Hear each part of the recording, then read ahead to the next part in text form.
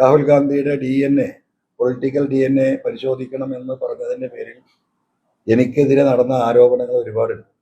ഞാൻ ആ പറഞ്ഞതിൻ്റെ ഒക്കെ അർത്ഥം തന്നെയാണ് ഇപ്പോൾ സംഭവിച്ചുകൊണ്ടിരിക്കുന്നത്. അങ്ങനെ അവസാനം രാഹുൽ ഗാന്ധി ഉത്തരേന്ത്യയിൽ മത്സരിക്കാൻ പോവുകയാണ്. ഇത്തവണ സ്ഥിരമായിട്ട് 2004 മുതൽ ജയിച്ചുകൊണ്ടിരുന്ന 2019 തോറ്റുപോയ അമേഠിയിലല്ല, പകരം അമ്മയുടെ സീറ്റായിട്ടുള്ള റായ്ബറേലിയിലാണ് ഇത്തവണ രാഹുൽ ഗാന്ധി മത്സരിക്കാൻ പോകുന്നത്. അമേഠിയിൽ പാർട്ടിയുടെ വിശ്വസ്തനായ സോണിയാഗാന്ധിയുടെ കുടുംബത്തിൻ്റെ വിശ്വസ്തനായിട്ടുള്ള KL ശർമ്മയാണ് മത്സരിക്കാൻ പോകുന്നത്. ഇതിനെക്കുറിച്ച് വയനാട് മണ്ഡലത്തിലെ നിലമ്പൂരിലെ MLA ആയിട്ടുള്ള PV അൻവർ ഒരു കാര്യം പറഞ്ഞിട്ടുണ്ട്. അദ്ദേഹത്തിൻ്റെ ഫേസ്ബുക്ക് പേജിൽ തന്നെ ആ വീഡിയോ ഉള്ളത്. അത് കേൾക്കേണ്ട വാക്കുകളാണ് PV അൻവർ പറഞ്ഞത്. അദ്ദേഹത്തിൻ്റെ വാക്കുകൾ നമുക്കൊന്ന് കേൾക്കാം. റായ്ബറേലിയിൽ കോൺഗ്രസ് നേതാവ് ശ്രീ രാഹുൽ ഗാന്ധി മത്സരിക്കുന്നു എന്ന തീരുമാനം ഇന്ത്യയിലെ ജനാധിപത്യ ഇന്ത്യയെ സംബന്ധിച്ച് സന്തോഷം നൽകുന്ന ഒരു കാര്യം തന്നെ. സ്വാഭാവികമായിട്ടും ഇന്ത്യയിലെ ജനാധിപത്യ മതേതര വിശ്വാസികൾ ആഗ്രഹിച്ചതും ആവശ്യപ്പെട്ടതും അത് തന്നെയായിരുന്നു. പക്ഷേ അത് ഇത്രത്തോളം നാടകം കളിച്ചുകൊണ്ട് ആകേണ്ടിയിരുന്ന ഒരു കാര്യമല്ല. ഇപ്പോൾ നമുക്ക് ആദ്യം തന്നെ കേരളത്തിൽ ഇപ്പോൾ അവസാനമായിട്ട് രാഹുൽ ഗാന്ധിയുടെ DNA പൊളിറ്റിക്കൽ DNA പരിശോധിക്കണമെന്ന് പറഞ്ഞതിൻ്റെ പേരിൽ എനിക്കെതിരെ നടന്ന ആരോപണങ്ങൾ ഒരുപാടുണ്ട്. ഞാൻ ആ പറഞ്ഞതിൻ്റെ ഒക്കെ അർത്ഥം തന്നെയാണ് ഇപ്പോൾ സംഭവിച്ചുകൊണ്ടിരിക്കുന്നത്. യഥാർത്ഥത്തിൽ ഇന്ത്യ മുന്നണി രണ്ടാം ഘട്ടം ഒരുമിച്ച് കൂടുകയും BJP എതിർക്കുകയുമുള്ള തീരുമാനമെടുക്കുന്നതിൻ്റെ ഭാഗമായിട്ടുണ്ടായ ഒന്നാമത്തെ തീരുമാനം പല സംസ്ഥാനങ്ങളിലും കേരളം പോലെ ഈ മുന്നണിയിൽപ്പെട്ട രാഷ്ട്രീയ പാർട്ടികൾ തന്നെ നേരിട്ട് മത്സരം നടക്കുന്ന സംസ്ഥാനങ്ങളുണ്ടാകും. അത്തരം സംസ്ഥാനങ്ങളിൽ ഈ ഇന്ത്യ മുന്നണിയെ നയിക്കുന്ന ദേശീയ നേതാക്കൾ മത്സരിക്കരുത് എന്നൊരു തീരുമാനം ഉണ്ടായിരുന്നു. ആ തീരുമാനത്തിൻ്റെ അടിസ്ഥാനത്തിൽ ഒരിക്കലും രാഹുൽ ഗാന്ധിക്കോ പ്രിയങ്ക ഗാന്ധിക്കോ കോൺഗ്രസിൻ്റെ AICC പ്രസിഡന്റിനോ ഈ പറയുന്നത് പോലെ കേരളത്തിൽ വന്നുകൊണ്ട് മത്സരിക്കാൻ പാടില്ലാത്തതാണ്. അതിനെ ആദ്യം തന്നെ രാഹുൽ ഗാന്ധി അത് മറികടന്നുകൊണ്ട് വഞ്ചനാപരമായ രാഷ്ട്രീയം എടുത്തിട്ടാണ് ഇവിടെ വയനാട്ടിൽ അദ്ദേഹം മത്സരിക്കാൻ വരുന്നത്. ഈ മത്സരിക്കാൻ വന്നിട്ടുള്ള സ്ഥിതി എന്താ നിങ്ങളൊന്ന് ആലോചിച്ച് നോക്കും.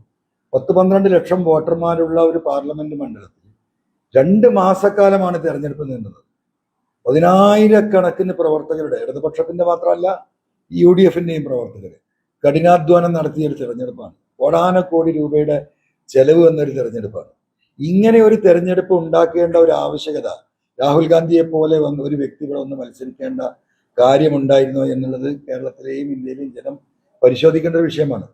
രണ്ടാമത്തെ കാര്യം, ഈ ഒരു തെരഞ്ഞെടുപ്പിന് വേണ്ടിയിട്ട് വയനാട് പാർലമെന്റ് മണ്ഡലത്തിലെ സ്ഥാനാർത്ഥി എന്ന നിലക്ക് രാഹുൽ ഗാന്ധിയുടെ എത്ര ദിവസങ്ങളാണ് നഷ്ടപ്പെട്ടത്? പ്രിയങ്ക ഗാന്ധിയുടെ എത്ര ദിവസങ്ങളാണ് നഷ്ടപ്പെട്ടത്? ഈ ദിവസങ്ങൾ അവർക്ക് ഉത്തരേന്ത്യയിൽ ഉപയോഗപ്പെടുത്താമായിരുന്നെങ്കിൽ ഇപ്പോൾ ഉള്ള സാഹചര്യത്തിൽ നിന്ന് വളരെ വ്യത്യസ്തമായ സാഹചര്യം ഉണ്ടാകുമായിരുന്നു. ഇതേപോലെ തന്നെ അദ്ദേഹത്തിന്റെ യാത്ര ഇവിടെ കന്യാകുമാരിയിൽ നിന്ന് ജോഡോ യാത്ര ആരംഭിച്ചിട്ട് 22 ദിവസത്തോളമാണ് കേരളത്തിലൂടെ യാത്ര ചെയ്തത്. എന്ത് കാര്യത്തിന് വേണ്ടിയിട്ടാണ്? ആ 22 ദിവസം അന്ന് അദ്ദേഹം ഈ പറയുന്ന ഉത്തരേന്ത്യൻ സംസ്ഥാനങ്ങളിൽ അദ്ദേഹത്തിന്റെ ഈ എനർജിയും ഈ ശേഷിയും ഉപയോഗിച്ചിരുന്നെങ്കിൽ ഇന്നുള്ള രാഷ്ട്രീയ ചിത്രത്തിന് എത്രമാത്രം വലിയ മാറ്റം ഉണ്ടാകുമായിരുന്നു. ഇതൊക്കെ നമ്മൾ കൺസിഡർ ചെയ്യേണ്ട ഒരു കാര്യം തന്നെയാണ്. ഇപ്പൊ എന്താണ്, കേരളത്തിലെ മുഴുവൻ ജനങ്ങളോടും കോൺഗ്രസും UDFും പറഞ്ഞ ആ വാക്കുകളിൽ നിന്ന് എല്ലാം മാറിക്കൊണ്ട് അദ്ദേഹം ഈ തിരഞ്ഞെടുപ്പിന്റെ നോമിനേഷൻ കൊടുക്കേണ്ട അവസാന ദിവസത്തിന്റെ അവസാന മണിക്കൂറിൽ അദ്ദേഹം ഇപ്പൊ നോമിനേഷൻ കൊടുത്തിരിക്കുകയാണ്. ആ ഒരു തിരിച്ചറിവ്, ഈ എന്തുകൊണ്ട് ഈ ഇങ്ങനെ ഒരു നിലപാടെടുത്ത്, അതൊരു വഞ്ചനാത്മകമായിട്ടുള്ള അദ്ദേഹത്തിന്റെ ഒരു നിലപാട് തന്നെയാണ്. BJPയെ തോൽപ്പിക്കാൻ നേതൃത്വം നൽകുന്ന ഇന്ത്യ മുന്നണിയിലെ പ്രമുഖനായ ഒരു നേതാവ് എന്ന നിലക്ക് അദ്ദേഹത്തിന്റെ വീറും വാശിയും അദ്ദേഹത്തിന്റെ ശേഷിയും ആ പാർട്ടിയുടെ ശേഷിയും ഉപയോഗിക്കേണ്ടിയിരുന്ന ഉത്തരേന്ത്യൻ സംസ്ഥാനങ്ങളിൽ അത് ഉപയോഗിക്കാതെ ഇവിടെ ഇന്ത്യ മുന്നണിയിൽ ഏറ്റവും വലിയ കക്ഷിയായി 53 സീറ്റിൽ മത്സരിക്കുന്ന പാർട്ടിയാണ് ഇന്ത്യൻ കമ്മ്യൂണിസ്റ്റ് പാർട്ടി CPM. ആ 53 സീറ്റിൽ മത്സരിക്കുന്ന ഒരു പാർട്ടിക്കെതിരെ കേരളം പോലുള്ള മതേതരത്വം ഉയർത്തിപ്പിടിക്കുന്ന ഒരു സംസ്ഥാനത്ത് അദ്ദേഹം വന്ന് മത്സരിച്ചത് പരിപൂർണമായും തെറ്റാണ്. അത് തന്നെയാണ് അദ്ദേഹത്തിന്റെ പൊളിറ്റിക്കൽ DNA പരിശോധിക്കണം എന്ന് പറഞ്ഞത്. എന്തായിരുന്നാലും റായ്ബറേലിയിൽ അദ്ദേഹത്തിന് വലിയ വിജയമുണ്ടാകട്ടെ. അത് ഇന്ത്യ മുന്നണിക്ക് ഉത്തരേന്ത്യൻ സംസ്ഥാനങ്ങളിൽ ആവേശം പകരട്ടെ എന്ന് മാത്രമേ ഈ അവസരത്തിൽ പറയാൻ കഴിയൂ.